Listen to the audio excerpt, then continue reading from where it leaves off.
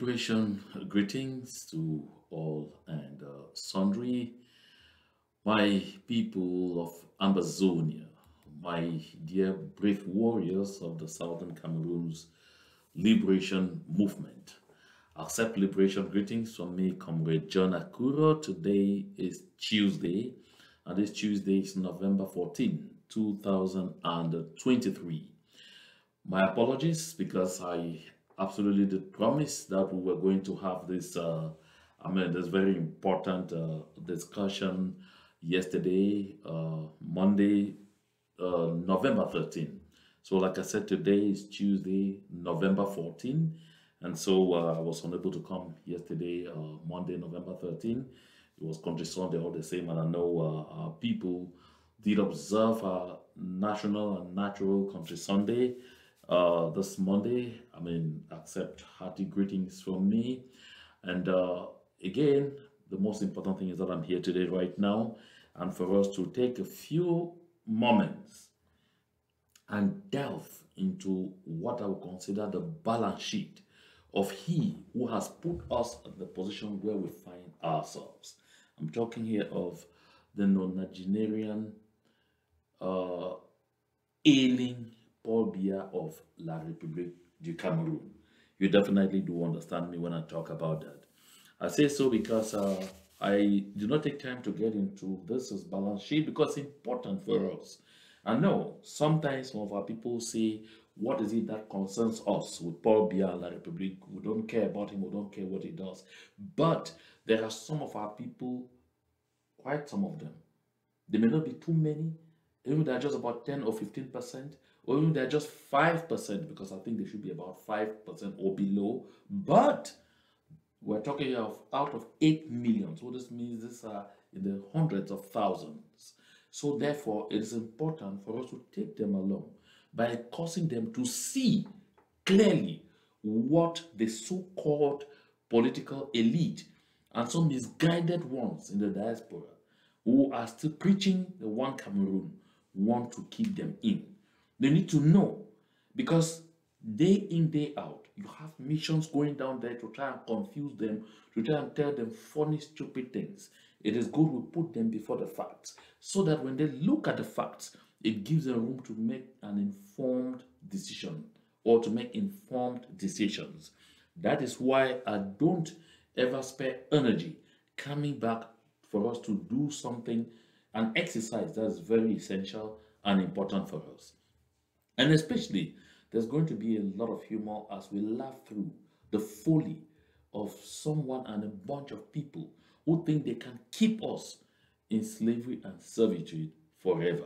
And so therefore, if you're just joining this broadcast, fasten your seatbelt, get something to chill off, and let's get informed and have fun together at the same time. And trust me, all this, the culminating point, is to let all of us see why and how it is important for us to make Ambazonia real.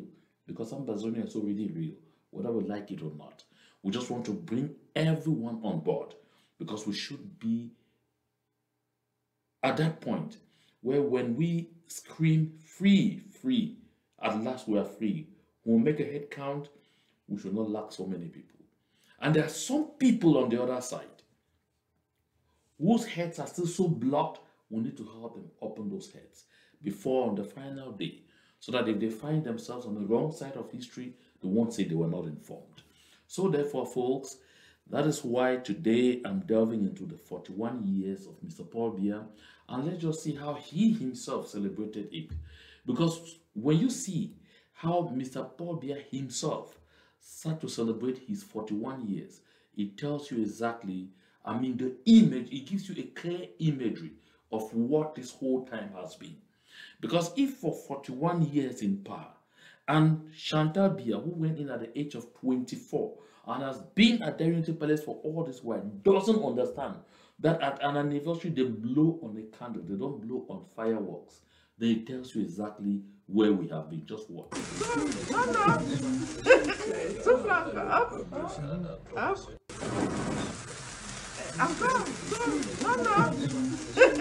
Souffle up.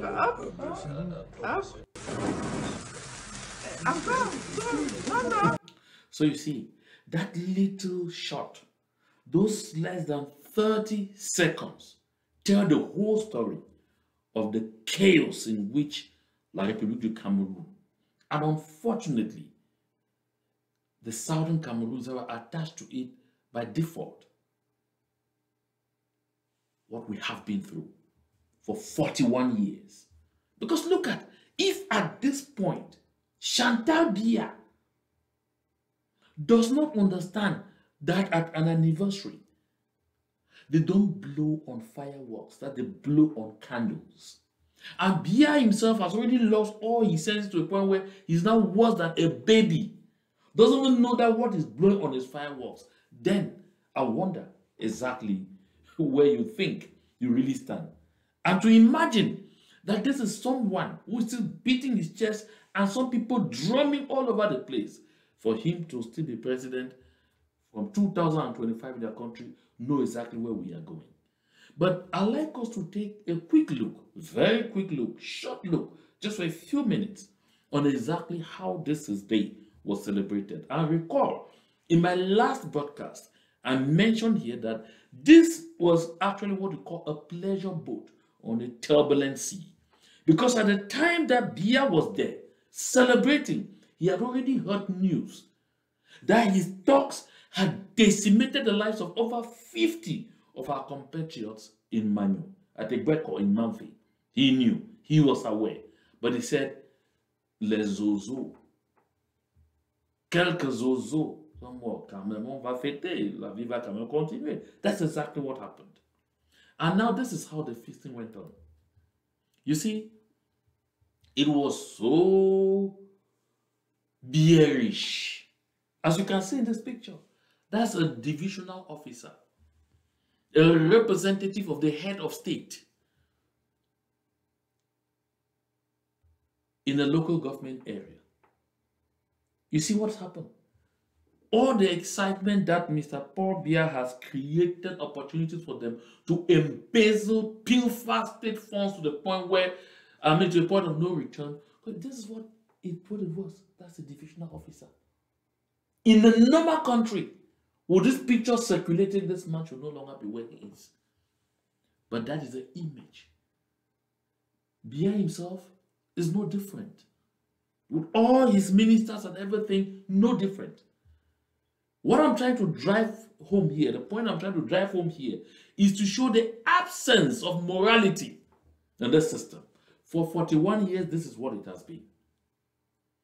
Let's leave this gentleman. Let him slumber.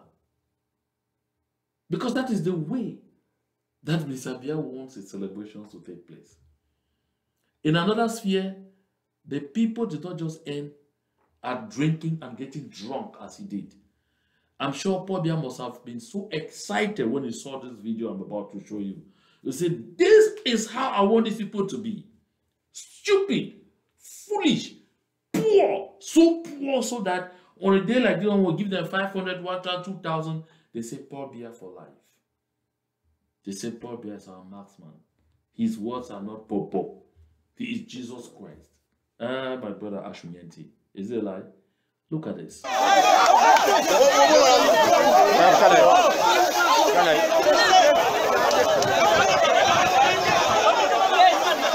C'est bon, monsieur, c'est bon.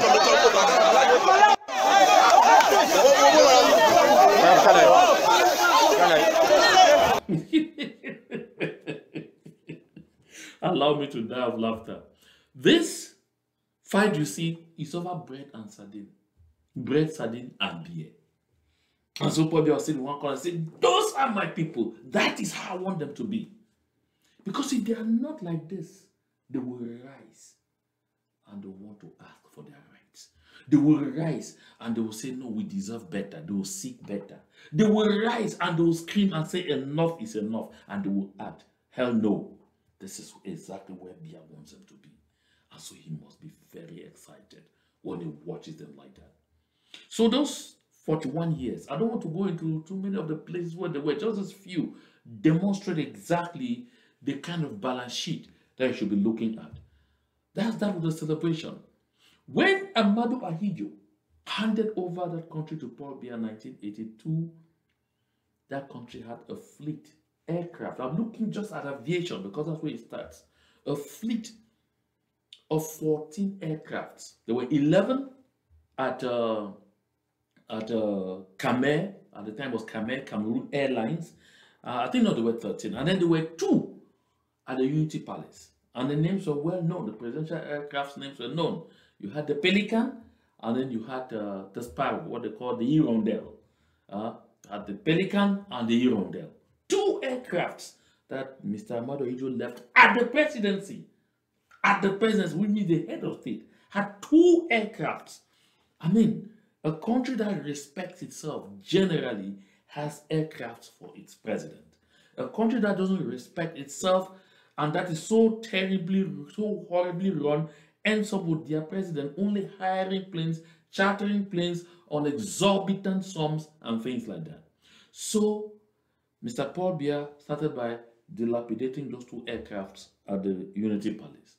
After that, finished all those at Khmer. Khmer went bankrupt and has changed names at least twice to the point it became Cameco. Take a look at this picture. This picture should give an image. It's funny. You see the aircraft down. It's 1979, Khmer. You see a huge, that was Boeing. 1979. At that time, Paul Biya was Prime Minister. 1979, look at the aircraft. And then 2019, this is not recent, because if you see 2023, you will cry. So for the sake of not wanting anybody to cry, to get so horribly mad, this is what it is. 1979 down, 2019 up. 1979, Paul Biya was not president, he was Prime Minister. 2019, Paul Biya had already been president for 38 years. 38 years. You see how they go backwards. Backward. Just this picture should be able to tell you exactly where things were and where things are now. So it's not as if Paul Biya has stagnated. No, it has not stagnated. It is that it has gone backwards. The other day when I was talking here, and in the interest of our younger generation, of those who were born long after us, I didn't have the chance to see this seaport in Tico, but at least I heard about it. And so those who were born after, long after the past around Tico, say you will never even dream that something existed there like this. But this was 1953. Go to Tico now in 2023. They tell you that a seaport like this existed there. You want to throw whoever I say in jail for talking heresy, for bringing out lies from the pit of hell. My people of Ambazonia, this is where we were in 1953. Just look around you. You see where Paul Biya has brought us in 2023. It pains. It hurts. I mean, hurts so bad. It hurts. And that is why, by all means, we are saying we have to make sure that the Republic of Cameroon gets out of our territory. When I say this, I say it with a lot of emphasis, because as we are going on with this broadcast, you will be seeing for yourself exactly what I'm talking about, my people. Now, let's move on. The capital city of every country is what you call the face of that country. It represents, it should capture the image of that country. So when you come to the capital city, you feel motivated to want to move to other parts of the country if you're coming as a tourist. But Yaoundé today represents the worst capital. I'm not saying one of the worst, I mean the worst capital in the world. The worst. Because sometimes when you talk to people, say, oh, go to South Sudan. If I show you Juba here, you will scream. That's true. People say Togo. Yeah, Togo officially is about the poorest country in the world. But Lomé is better than Yaoundé right now. Take a look. This is Yaoundé for you. This is Yaoundé. Is the Guardian Post showing it there? Not me. Because if I were not showing it, some would now say, oh no, why is it that he's just showing it? You know, he's showing also. This is the Guardian Post of last week. The Guardian Post. Look at the image. Look at the roads of Yaoundé. Say Yaoundé roads, 41 years under Biya. Then it gets right to that point where even allies of the regime can no longer hold it. I mean, even allies of the regime, it gets to that place where they say enough is enough. We can't keep concealing this. It is horrible. Just take a look at it. Those are Yaoundé roads. And now,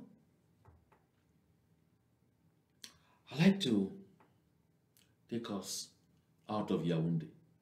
Because previously, I shown roads in the southern Cameroons. I say, oh, it's because there's war. It's because there's trouble. It's because there's confusion.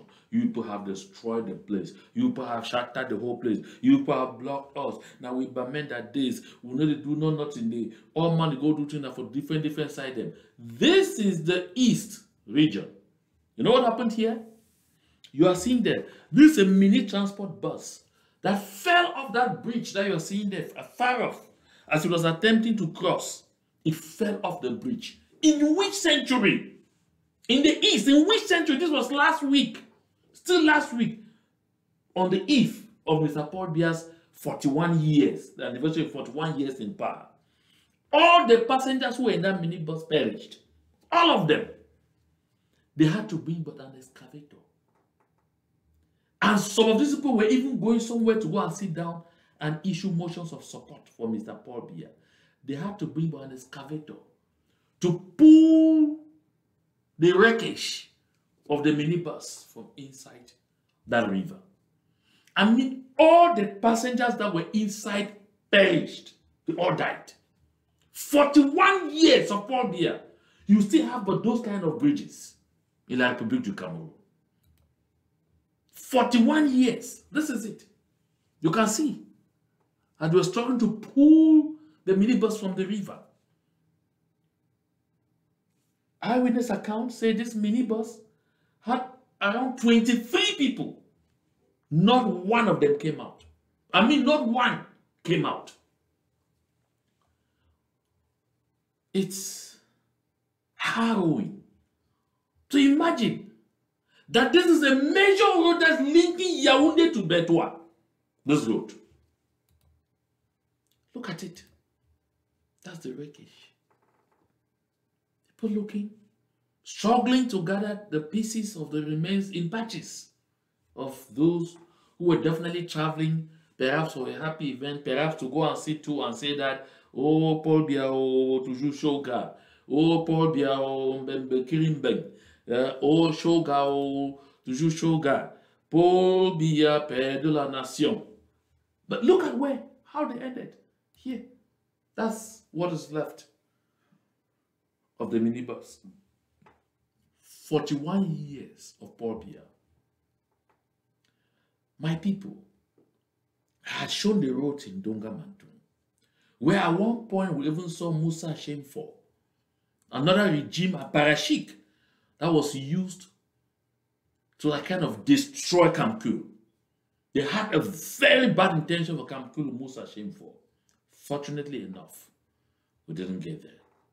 Because there were other very strong people like Judith Tabifor, who stood up and others with Mr. Tamambang Emmanuel, a retired colonel, who stood and said this will not happen. It will be over our dead bodies. He too, who ended up becoming mayor, I think mayor of Nkambe, came out and carried people that they were going to fix the roads with spades. You could see the nature of the roads. I don't want to show those ones today. Because when I showed them, they will say, oh no, it's because there's war in that area, that's why nothing has happened. I've been showing you places where there's no war. To tell you this is who they are. If they can't help themselves, they can't help us. If they can't develop themselves, they can't develop us. If they can't think about their own well-being, they will not think about our own well-being. For crying out loud. And if you thought you have seen enough, just watch this one. Waka, Bakembesi, de la diaspora là, pardon, venez arranger les routes. Pardon. C'est ici qu'on a venu vous enterrer. Les députés, les élites. Voilà. Les élites. Les Australiens là, les Parisiens là. Les Parisiens là. Pardon. Please, for the little records as you're watching this video, take note, this is not in southern Cameroon. It is not in the west region, the Bamilekes that also call them sur le banc de l'Élysée. No, it is not even in the littoral. This road is in the south region where Mr. Paul Biya hails from. This road, watch. Venez vite, pardon. Ah. Elle est enceinte, elle va coucher. Ah, sur la moto.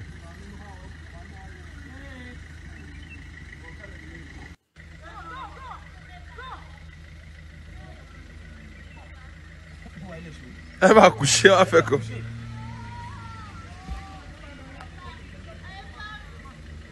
L'enfant vient de sortir, l'enfant peut mourir comme ça.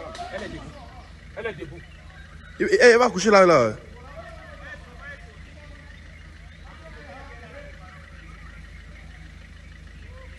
Wow. And for those of us, or those who are watching here, who do not understand French, what is happening is that there was a pregnant lady, or there is a pregnant lady in one of those cars. It's not, she was on a bike. The pregnant lady was on a bike. Being ferried on a bike on these horrible roads to a nearby hospital so she could be delivered of her baby. But you know what? The roads became so horrible that even the bike could not move as fast as it could, and this woman got into labor on this road. So the scene that you are watching is a pregnant woman putting to birth her baby on these horrible roads in the south region of La République du Cameroun. Hey, elle va coucher sur place.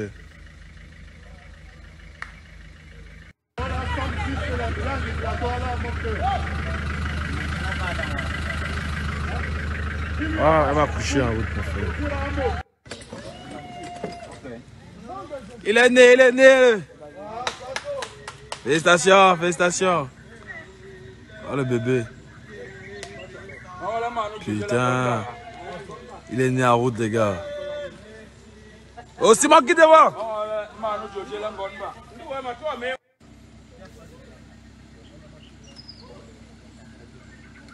Le bébé, il pleure pas. Ah, je sais pas.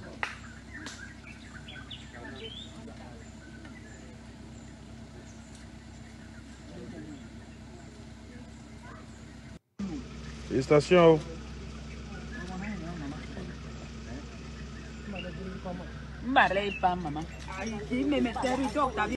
Chaque jour. Can you imagine?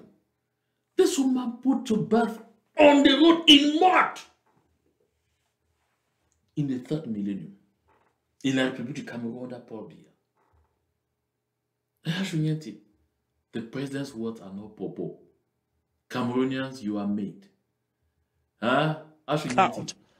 Those who meet President Paul Biya for the first time are out and bow in reverence, in respect for his profound knowledge. President Paul Biya is a blessing to this country. Cameroonians, we are lucky. We are made because we have. Can you imagine that?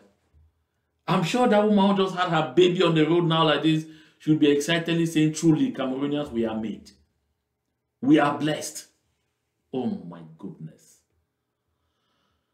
This is one of the most ridiculous things. One of the most ridiculous images that anyone should dream to see at this time. My dear people of Ambazonia, my dear people of Southern Cameroons, think. This is time for action. This is time for action. Go to www.onepotrelief.org. This project is for the entire liberation movement. It does not belong to a group. Every fund that's collected in here will be used for the entire struggle. No group coloration attached to it. And I promise I will be coming here with Comrade Alem, and Comrade Alem Adamanji will come here and run us through the portal so that you should understand exactly what this is all about. We must own our liberation movement. We must kick La République du Cameroon out of our territory. We must take our destiny back into our hands. Folks, take a look at this. Listen, I'm coming back to Bia. I'm not done. But I just want you to take a quick look at this. These are young people in a mobile phone factory in Zambia. This is an African country. When you look at it like this, you ask yourself, but where did we go wrong? How did we get here? How did we get here? We can't even have good roads to move on. We can't even have regular supply of electricity. We can't even have pipe-borne water. We can't even have good hospitals. We can't even have, enough medical doctors to cater for the health needs of the people. We can't even be food self-sufficient when we have some of the most fertile soils in the world. How did we get here? Where did we go wrong? My people of Amazonia, listen, we will go completely wrong if we do not take this opportunity that we have in our hands now to take our destiny back into our hands. Because what you are seeing, with Paul Biya, we are still at Genesis.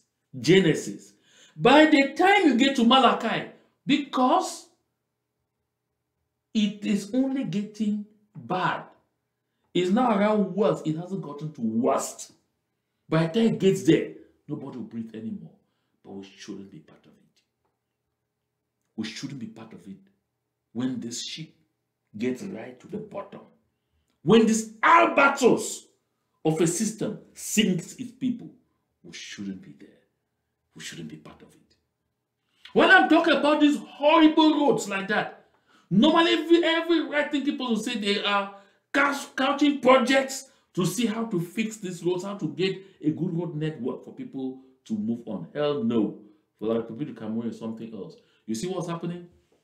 Right now, that government that cares only about extorting and impoverishing the people to the maximum is simply working on bringing a new tax. That's not a new tax, of upping. That is drastically hiking toll gates. Of course, they did that with fiscal stamps. That went from 500 now to about 1,200, 1,500. Nobody complained. They did that with fuel.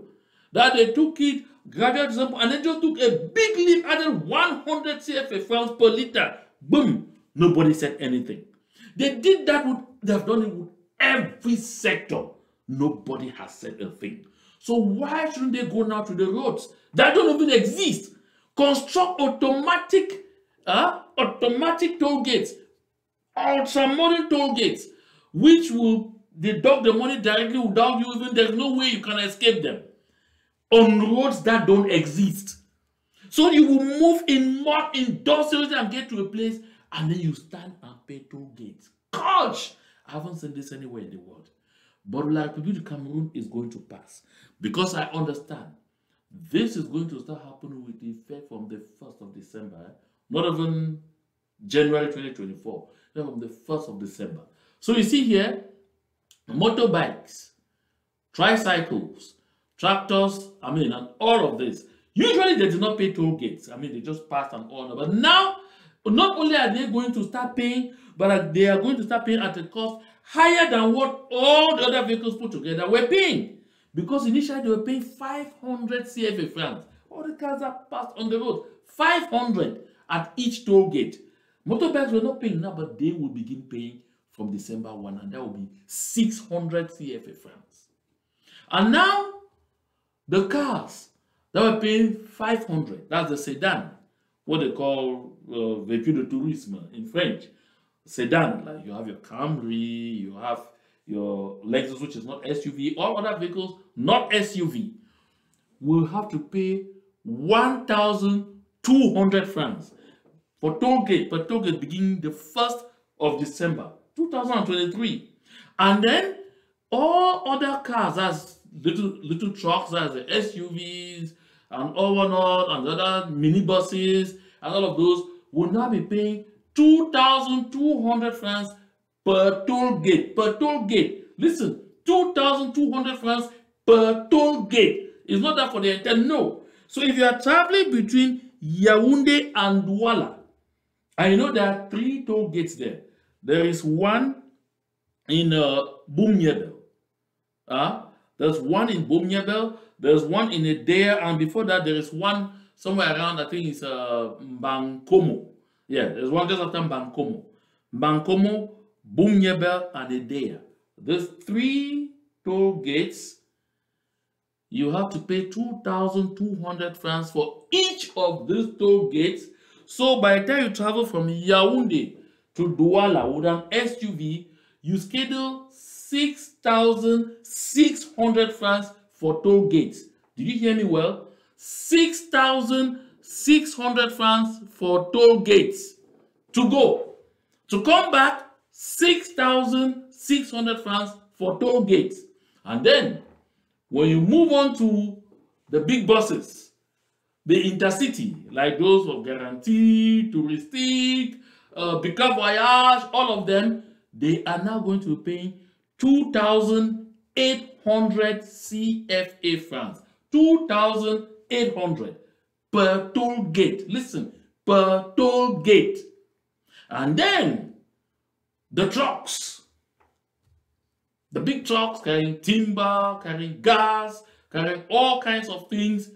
5,600 CFA francs per toll gate.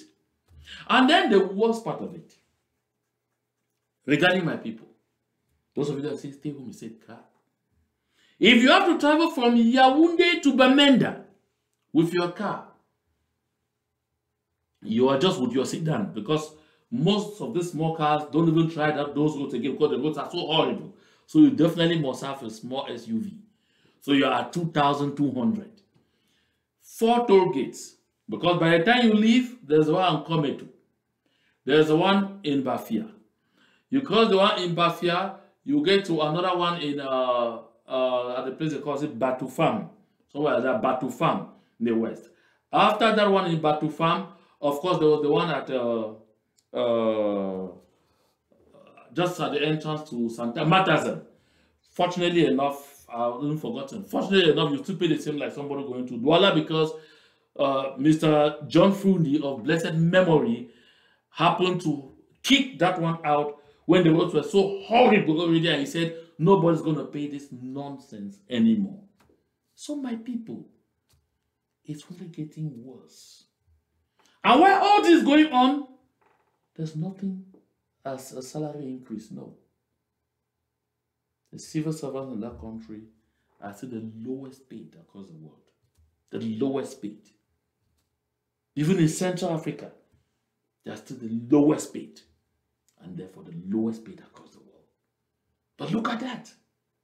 The cost of living is only going up, going up, going up. And so therefore, if you were paying 6,000 francs for transportation between Bamenda and Yaoundé, be prepared to find yourself at 8, if not 10,000. Because the owners of those agencies will transfer that cost to you. They will transfer that cost to you. Yaoundé Douala, you were paying 5,000, be prepared to start paying 6,000 or more. They will transfer the cost to you. The cost of basic commodities, foodstuff and everything will go up, because the women who pile those foodstuff in various trucks here and there to carry them to the cities will pay more. And when they pay more, they will increase the prices of their foodstuff. So I just want you to know, don't think that because I don't have a car, it doesn't concern me. Sorry. It will meet you right in your bedroom. Right in your bedroom. This is what it is. The suffering is just beginning. That's not gone anywhere. And so while all this is going on, there are some people say, child, We have never seen a moment so wonderful like this. That's what they call pitching gear back. I mean, the reverse gear is the best thing that ever happened to anyone. And that's why the chorus has started. Nous appelons le président Paul Biya à être candidat à la prochaine élection présidentielle. That is what is generic on most of the newspapers. Listen, we're just looking at a very pitiful balance sheet. I haven't really gone around, because if I go around, it's going to be tears. But look at here. This is someone saying here that they are urging Paul Biya to be candidate again in 2025. Don't be in a haste to say it concerns them only in your republic. No. So you are lousy so-called chiefs in Ngolo, that is in a Kondotiti local government area. They come together. They sit there. I don't even know where they are, because it's possible that they are not doing this inside Ngolo. Because you look at that hall where they are, look at the floor and everything. They are doing this somewhere in Boya or wherever. Ngolo Chief Salute Biya declare unwavering support. Of course, in the body of the article, they call on Paul Biya to be their candidate at the 2025 presidential election. Indian County, these people, where the roads are horrible, where some of the worst roads in the entire triangle are found, Indian, yet they stand there. Did you know, or have you heard, that henceforth, of course, I know you are at least aware, that they never launched the entrance into Ecole Normale, into the higher teachers training colleges, where a lot of people laid their hopes on and will pay millions to get inside there, because after that, they will get a public service code and get into the public service to earn their living. That tap has been closed. They didn't launch a recruitment this academic year that is ending. And from next academic year, they're definitely going to launch, but this is the new modus operandi. There will no longer be direct recruitments from Ecole Normales. So when you go into Ecole Normale, you will come out of there and write another public service exam to determine whether you will get into the public service. Listen, what I'm saying is, there is no day you get good news from La République du Cameroun. No day. That's not where we want to be. No day. It's only going backwards. Worse, and as it is accelerating backwards on top speed, that is how the cheers, the applause of Mr. Biya is growing. Oh gosh, don't let me die of laughter. This is the truth. Because that's why you hear this other one now say, there is no reason why anybody should not believe Jacques Famendongo when he says Mvomoka is a promised land. You know why? Because it takes only someone like Biya to do that kind of thing. Because if Jacques Famendongo and others had an idea what development is, they will say Mvomoka is a cursed land. Cursed land. But today, it is no. Oh my goodness. Never play. Just follow him. He's the one saying, not me. I played it in my previous outing, but let me do it again. Que signifie Mvomoka dans la langue du terroir? C'est la coalescence de deux mots-clés. Le substantif Mvom, chance, bonheur, prospérité, et le verbe kak, issu du vocable ngaka, c'est-à-dire la promesse. D'où, en traduction littéraire, la promesse du bonheur, ou mieux, la terre promise. Partez donc d'ici avec cette traduction littéraire. Mvomoka égale terre promise. Que signifie? So you heard with your own ears. It's not me who said it. Then you see it gets right to the point where psychophancy, oh my goodness, This level of sycophancy I've not seen anywhere in the world. But this is where we are. And that is why, somewhere in October, a priest told journalist Kilian Gala Chimtom that the horrors he has heard in confessional suggest the devil has taken up residence in Cameroon. Is there any other way to let Ambazonians know that this is not where we ought to be? There's an African proverb that says, if you stay in one place too long, you end up looking like that place. You stay in one place too long, you end up looking like that place. In Mogamo, and of course even the Meta clan, the proverb that says, if the hand stays too much in your behind, when you go to clean whatever you have just thrown out, you will come away from there stained with the stench of just what you wanted to discard. Listen, folks. Look at this. This is a priest. He said he couldn't hold it anymore. And this is published in The Crooks, an international news organ run by the Roman Catholic Church. The Crooks.